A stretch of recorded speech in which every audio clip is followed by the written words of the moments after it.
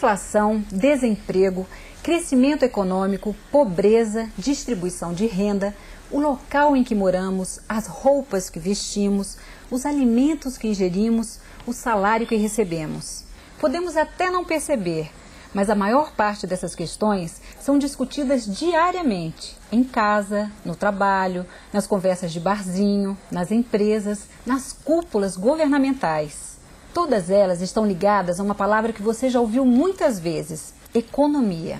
A palavra economia vem do grego oikos, que significa casa, e nomos, que significa norma ou lei.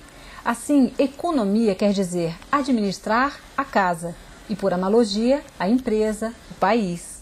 Por isso é importante conhecer a ciência econômica. É ela quem vai nos fornecer as ferramentas para compreendermos melhor os problemas que nos cercam.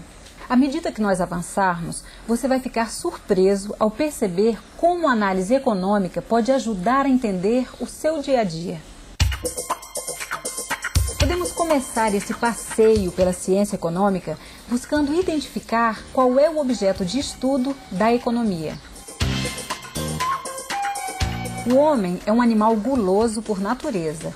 Primeiro, ele tenta satisfazer suas necessidades básicas: alimentação, vestuário, moradia.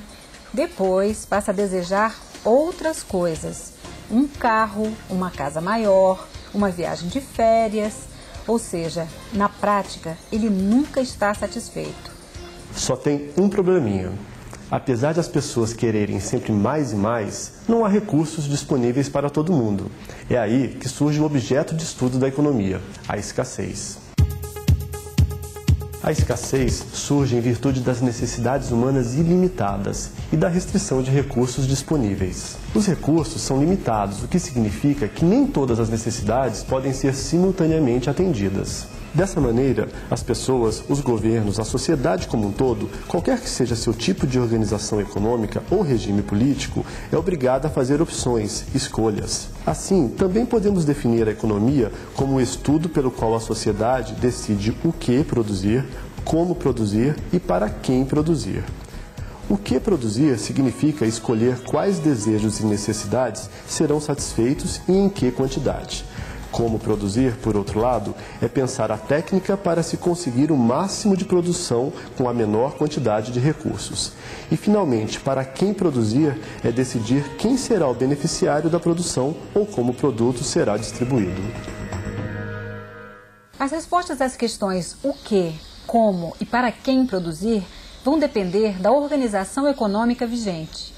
Em uma economia de mercado, o mecanismo de preços resolve todos os problemas. Na hora que sobram bens, o preço cai. Se faltar bens, o preço sobe. No final, sempre haverá equilíbrio. Há também economias com planejamento central. Nesse caso, o Estado é proprietário de tudo e decide tudo.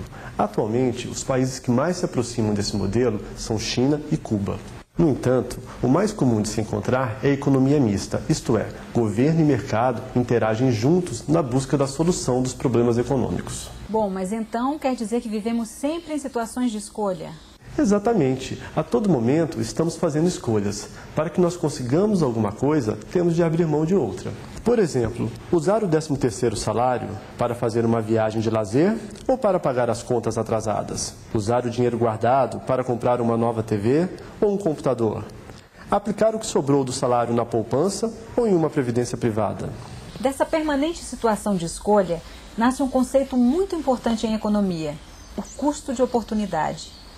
Custo de oportunidade é o grau de sacrifício que nós fazemos quando optamos por um bem ou serviço medido em termos do que foi sacrificado. Ou seja, sempre que optamos por alguma coisa, abrimos mão de outra. Isto de que abrimos mão é o custo de oportunidade. Esse conceito pode ser aplicado até mesmo a itens que não se mensuram financeiramente. Por exemplo, vamos supor que você opte por fazer um curso todos os dias entre 7 e 10 da noite. Normalmente, esse era o horário que você costumava ficar com as crianças. O custo de oportunidade é o que você está sacrificando, ou seja, o convívio com as crianças. Outro exemplo, você escolheu usar seu capital para montar um negócio que você acha que lhe trará muitos lucros. Qual o custo de oportunidade deste capital?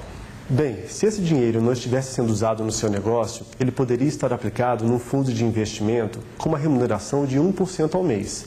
Isso que você está deixando de ganhar no fundo de investimento é o seu custo de oportunidade. Bom, esse nosso primeiro vídeo trouxe alguns fundamentos de economia.